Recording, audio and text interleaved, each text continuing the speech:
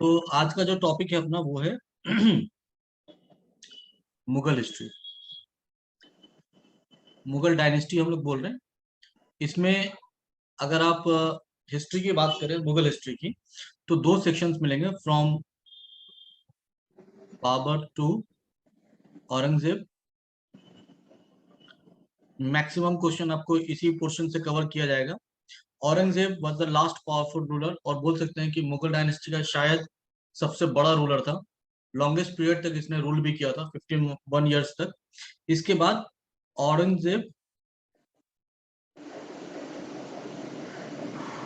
जिसको letter Mughals बोलते हैं, ठीक है, बहादुर शाह के वक्त से स्टार्ट होगा लेटर मुगल्स। इससे क्वेश्चन नहीं आते हैं ये बोलना तो सही नहीं है, लेकिन बहुत कम आते हैं लेटर मुगल्स। अभी लेटर मुगल्स का जो पीरियड है, ये पीरियड चलेगा 1707 से लेकर 1857 तक, till the last ruler of Delhi, last ruler of Mughal dynasty. इस पीरियड को हम लोग जो पढ़ना है वो है 1526 से लेकर 1707 तक। अब नोटिस करो, 1707 दोनों जगह पर है, मतलब ये डेट औरंगजेब के साथ एसोसिएटेड है। और इस डेट में हुआ क्या था? Death of death of Aurangzeb. Aurangzeb की डेथ हुई थी, और इसी डेथ ऑफ औरंगजेब के साथ क्या होता है इंडिया में? Beginning of modern history. Modern history यहीं से स्टार्ट होना शुरू हो जाता है। तो हम लोग की जो पढ़ने का ट्रेंड रहेगा अपने अपना, वो भी ऐसा ही होगा कि पहले मुगल डायनेस्टी पढ़ेंगे, फिर आहिस्ता आहिस्ता मॉडर्न इंडिया में जो कॉलोनियल पावर्स आए थे, मराठा थे, और उसके उस वक्त जो भी चीजें ब्रिटिश के साथ इन्वॉल्व हुई थी, इन सबको हम लोग पढ़ेंगे। ये सारा मैं फिर से बोल दे रहा हूँ कि ये क्रैश कोर्स है, और क्रैश कोर्स के अकॉर्डिंगली होगा, कोई भी चीज बहुत डिटेल में नहीं होगा, लेकिन हर एक चीज आपको उतना बताया जाएगा जो आपके एग्जाम में आए। कुछ एक दो चीजें ज्यादा भी बता सकता हूँ, कुछ एक दो चीजें डिस्क्रिप्शन में कम होगी, फैक्ट्स में होपफुली कम रहेगी। एग्जाम ओरिएंटेड होगा, सारी चीजें एग्जाम के बेसिस पे, एग्जाम के पैटर्न को फॉलो करके की जाएंगी। अब जो हम लोग बोल रहे हैं, इसके फाउंडर, और फाउंडर का नाम है बाबर, जहीरुद्दीन मोहम्मद बाबर। इसकी पैदाइश एक उमर शेख मिर्जा, उमर शेख मिर्जा, और इस ruler of small kingdom of Fergana. Fergana आज की डेट में आप जो अजबकिस्तान देखते हैं उसको बोल सकते हैं।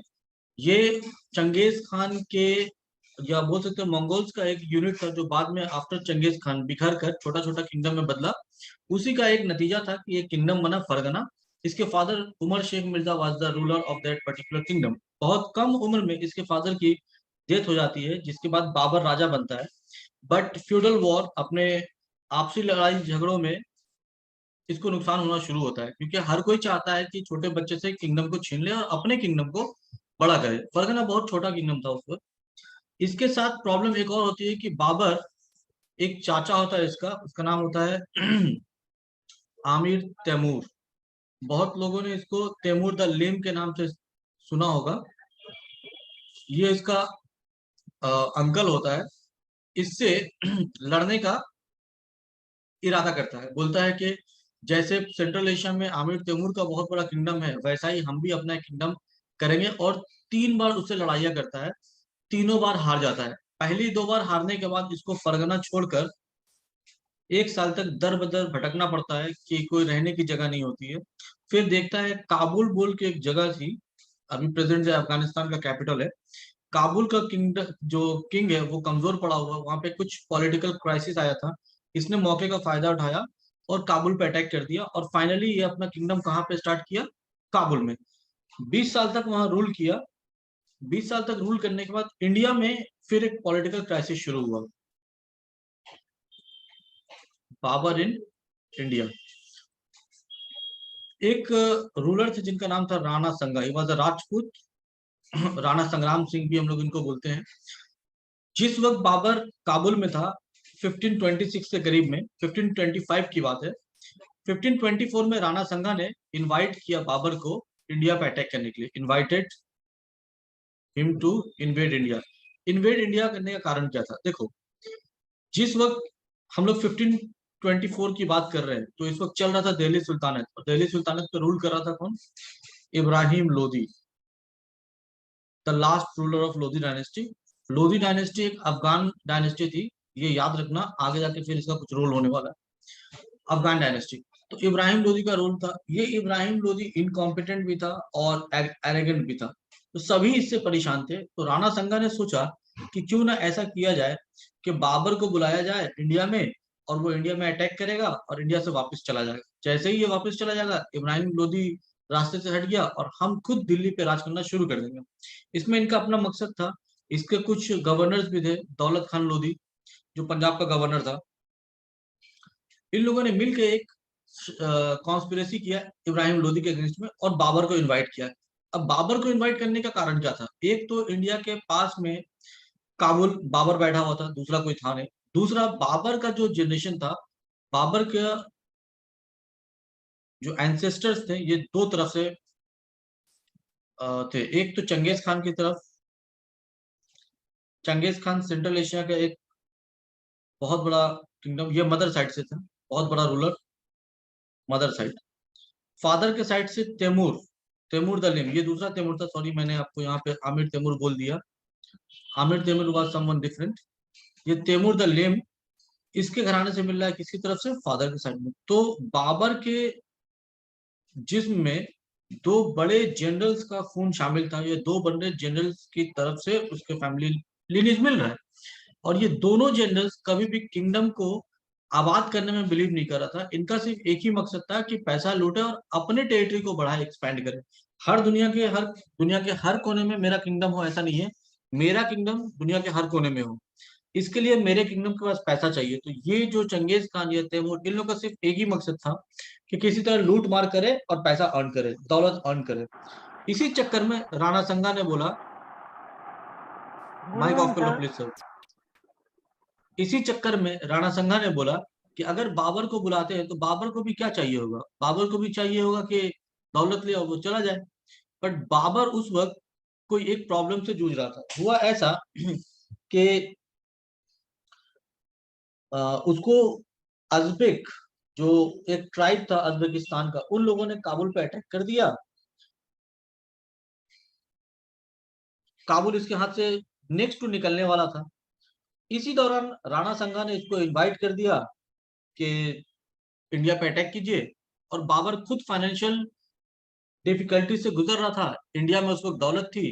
बाबर ने सोचा क्यों ना ऐसा करते हैं कि पैसा का भी प्रॉब्लम सॉल्व हो जाएगा, और अगर हम काबुल से एक्सटेंड करके खुद को इंडिया की तरफ शिफ्ट कर लेते हैं, तो काबुल रहे ना रहे, इंडिया एक बहुत बड़ा मेरे लिए सेफ हेवन हो जाएगा। और आने वाले 200 साल तक तो कोई मेरे पे अटैक करने वाला नहीं है, क्योंकि इंडिया की तरफ कोई आना नहीं चाहता है। जो भी आता है वो टर्की एंड सेंट्रल एशिया की तरफ जाना चाहता है। तो बाबर का प्लान कुछ और था, राणा संगा का प्लान कुछ और था। बीच में दौलत खान लोधी ने इसके साथ धोखा कर दिया। जब बाबर इंडिया की तरफ आया अटैक करने के लिए, पंजाब में दौलत खान लोधी ने इब्राहिम लोधी के साइड में आके अपना स्टैंड चेंज कर लिया, और इब्राहिम लोधी को बता दिया कि बाबर ने ये प्लानिंग करी है। मजबूरन बाबर को वापस जाना पड़ता है। 1526 में वो दोबारा आता है इंडिया में, 1526 में दोबारा आता है इंडिया में अटैक करने के लिए। और यहाँ पे शुरू होता है फर्स्ट पानीपत के। टाइम किस टाइम में आया फर्स्ट टाइम? कौन? ओ बाबर फर्स्ट टाइम किस टाइम पे आया इंडिया में? 1524, 1525। ओ उसके बाद ठीक फिर है, से 1526, फिर बोलो। उसके बाद फिर से 1526 में फिर से आया। एक्चुअली देखो, बाबर जब इंडिया आया था तो दौलत खान लोधी तो सपोर्ट दे रहा था उसको कि तुम पंजाब की तरफ से आओ, हम तुमको सपोर्ट देंगे, क्योंकि गवर्नर तो हम ही है पंजाब के। पर दौलत खान लोधी बीच में क्या करता है, वो वापस एम्परर के साइड में चला जाता है, सुल्तान के साइड में, और पंजाब में इसका रास्ता रोक देता है। तो बाबर जो आया था उसके पास तो फौज कम थी, वो तो बहुत बड़ी फौज लेके आया नहीं था। और इब्राहिम लोधी के पास बहुत बड़ी फौज थी, क्योंकि वो इंडिया का राजा था भाई, बहुत बड़ा किंगडम था इसके पास। जो मेन सपोर्ट था वो अभी साइड चेंज कर लिया है, तो इसलिए उसको रास्ते से वापस जाना पड़ा था। एग्जाम पॉइंट ऑफ व्यू से एग्जाम इंपॉर्टेंट नहीं है, पूछे हो तो बता दिए हैं, बट ये इंपॉर्टेंट नहीं है। इंपॉर्टेंट जो है वो अब मैं बोलने वाला हूँ, वो सुनो। फर्स्ट बैटल ऑफ सर पानी। एक बात बताओ सर। हाँ। सर नेटवर्क का इशू की वजह से मैं कुछ टाइम ये 2 मिनट पहले ज्वाइन हुआ, इस टाइम से 2 मिनट आगे ज्वाइन हुए थे। ठीक है, देखो नेटवर्क का तो मैं कुछ नहीं कर सकता हूँ, लेकिन जो भी आप पे क्लासेस क्या होंगे बोला इसके, था? अरे बोलने दो भाई, 2 घंटे का टाइम है, तुम लोग का क्रैश कोर्स है, या तो सिलेबस कंप्लीट करा पाऊंगा या नहीं करा पाऊंगा, मेरे को बोल लेने दो एक बार। आपके जो भी क्लासेस होंगे उसके रिकॉर्डिंग आपको मिल जाएगी, ठीक है। मैं कोशिश करूंगा कि आपको एडिटेड रिकॉर्डिंग रिकॉर्डिंग मिले, और एडिटेड रिकॉर्डिंग देखो यहाँ पे यूट्यूब का मेरा एक लिंक दिया हुआ है, इसमें एडिटेड मिलेगा। आप चाहो तो बिना एडिटेड वाला भी दे सकता हूँ, उसमें आपका फिजूल की चीजें भी एडिट रहेंगी, तो वीडियो भी लंबा हो जाएगा, डेटा भी ज्यादा जाएगा और टाइम भी फिजूल जाएगा। तो थोड़ा दिन वेट कर लेना, एक हफ्ता, जस्ट एक हफ्ते के अंदर मैं एडिट करके वीडियो डाल दूंगा, आपको वहां से वो वीडियो मिल जाएगा। तो नेटवर्क एक बड़ा इशू नहीं है, इसका सॉल्यूशन भी कुछ नहीं है, अगर नेटवर्क खराब हो भी जाता है तो अभी मैं क्या कर सकता हूँ, कोई क्या कर लेगा। तो उन चीजों को इग्नोर करते हैं, थोड़ा इसको मैं कंटिन्यू करता हूँ, ओके। ओके। तो 1526 में फर्स्ट बैटल ऑफ पानीपत की लड़ाई होती है। 4 लड़ाइयां बाबर लड़ा है, एक एक करके चारों के बारे में पढ़ते हैं, ज्यादा डिटेल नहीं पढ़ना है, एग्जाम में आएगा नहीं, और अब ये क्वेश्चन आता भी नहीं है। बहरहाल पहली लड़ाई जो हुई थी वो first battle of Panipat. Panipat 1526 में इब्राहिम लोदी की 1 लाख की फौज को एक दिन के अंदर बाबर हरा देता है। हराने की वजह क्या थी? कुछ टेक्टिक्स, इसने 2 टेक्टिक्स अपनाई थी जो उस वक्त इंडिया में नहीं थी। एक टेक्टिक का नाम था तुलुगमा, और दूसरी टेक्टिक का नाम था अरबा।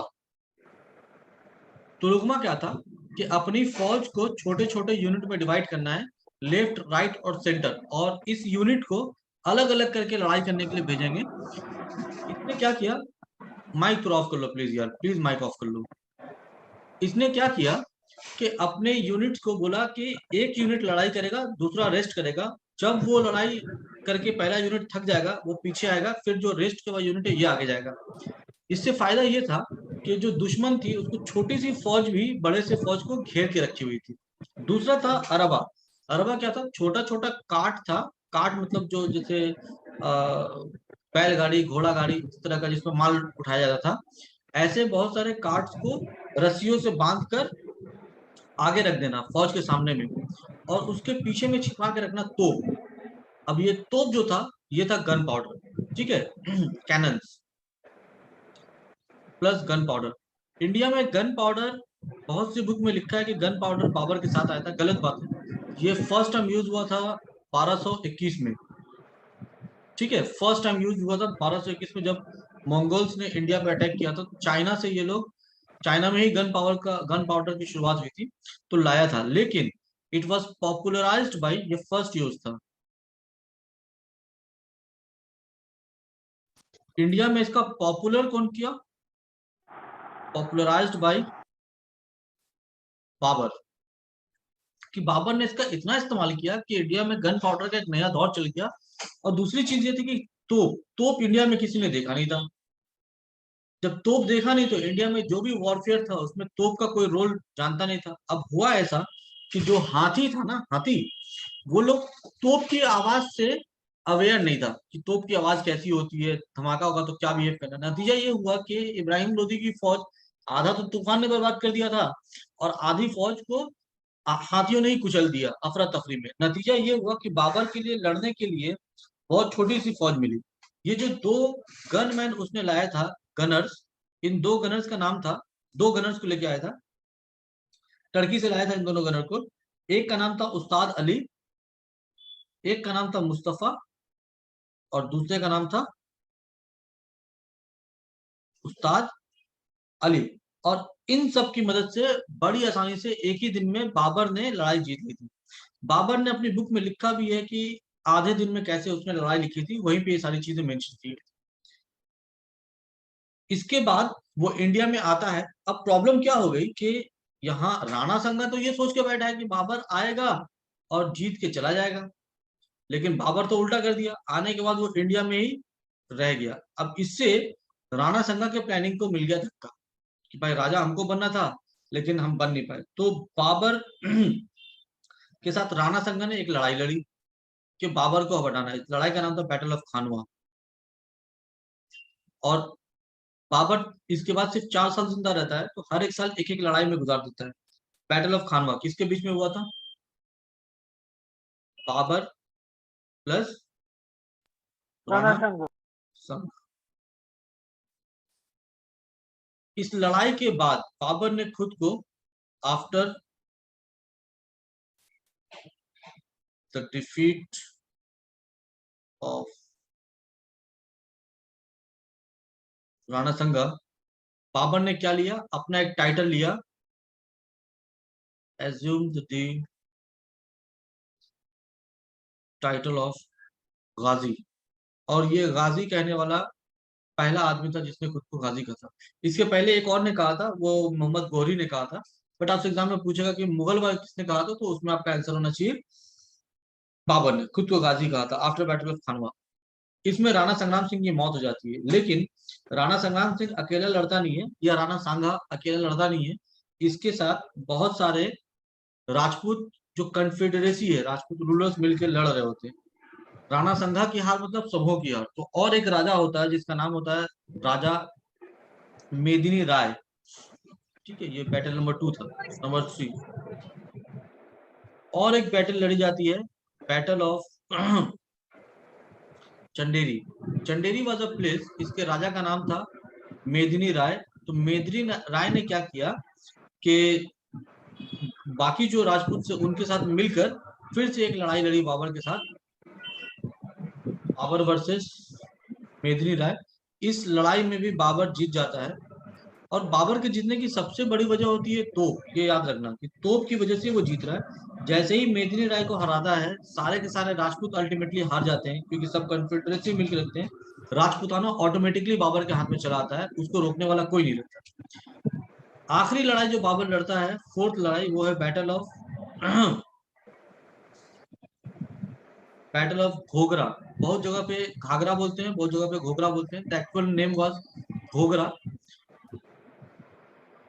घोगरा की लड़ाई हुई थी और ये हुई थी 1530 में।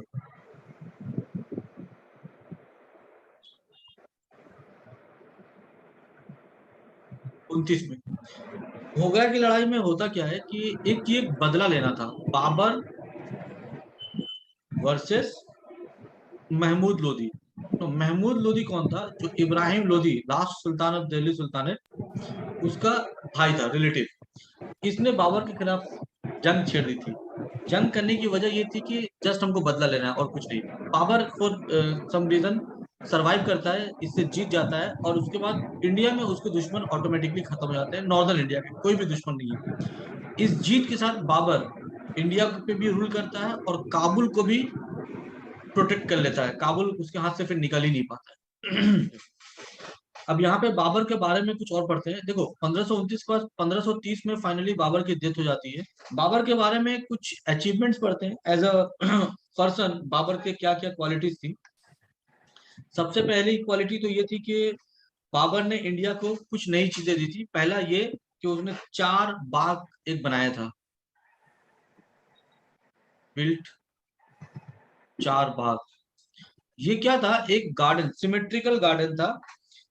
ठीक है, मतलब सब तरफ से बराबर रहेगा उसके डायमेंशन वगैरह। तो ऐसा ही गार्डन्स को नाम दिया गया था 4 बाग। सिमेट्रिकल गार्डन्स था ये।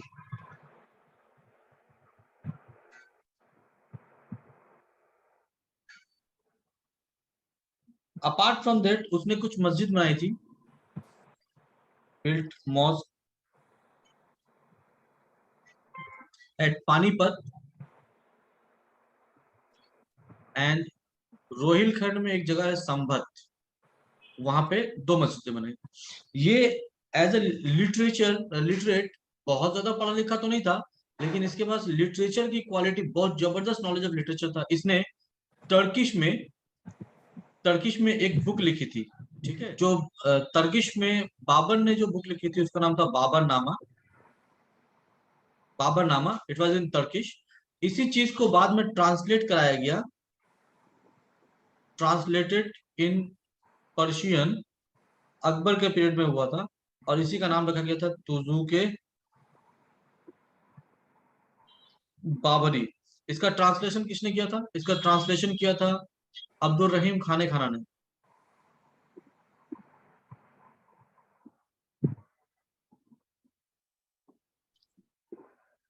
ठीक है, अब्दुल रहीम खाने खाना। इवन आपसे अगर पूछ ले कि अकबर के कोर्ट में एक बहुत बड़ा हिंदी का बहुत बड़ा स्कॉलर कौन था, यही नाम था उसका, अब्दुल रहीम खाने खाना। मतलब दूसरी एक चीज थी कि बाबर ने मसनवी लिखी थी ना। What is masnavi? Masnavi is a type of poetry. मसनवी बोलते हैं जिसमें story in form of poem, के एक स्टोरी है उसको पोएम की तरह लिखना, इसी चीज को बोलते हैं मसनवी। तो अकबर बाबर ने कई सारी मसनवी भी लिखी थी। Masnavi was not a book, it was a type of poetry. उसको बुक में बाद में उसने एक फॉर्मेट दे दिया था। जब इंडिया में सिक्योर किया, मैंने पहले ही बोला था कि काबुल और कंधार जो है वो इंडिया का पार्ट हो गया था, तो इसके जरिए उसने अपने मुगल डायनेस्टी को इंडिया में इस्टेब्लिश किया और एक लॉन्ग टर्म प्रोस्पेक्ट के साथ कम से कम अपनी डायनेस्टी को सेफ एंड सिक्योर रखा। एक जब उसने तुलुगमा और अरबा ये सिस्टम स्टार्ट किया था, तो ये इंडिया को एक नई चीज मिली थी। इस तरह का आर्ट ऑफ वॉरफेयर पहले इंडिया में कभी भी अवेलेबल नहीं था। बाबर के इंडिया में आने से फॉरेन ट्रेड को और ज्यादा मजबूती मिल गई थी। इसने जब इंडिया पे अपना रूल किया, अपना यहीं पे लिख दे रहा हूँ, जब इंडिया के दिल्ली पे अपना कब्जा किया, अपना रूल बनाया, तो इसने एक टाइटल लिया था, ठीक है। वो टाइटल क्या था? ही एज्यूम, खुद को एक बार गाजी कहा था एक जंग में, अलग बात है। एज्यूम द टाइटल ऑफ बादशाह। बादशाह पर्शियन में बादशाह को बोलते हैं, वेरी सिनोनिमस टू बादशाह, ठीक है, पर्शियन टर्म है।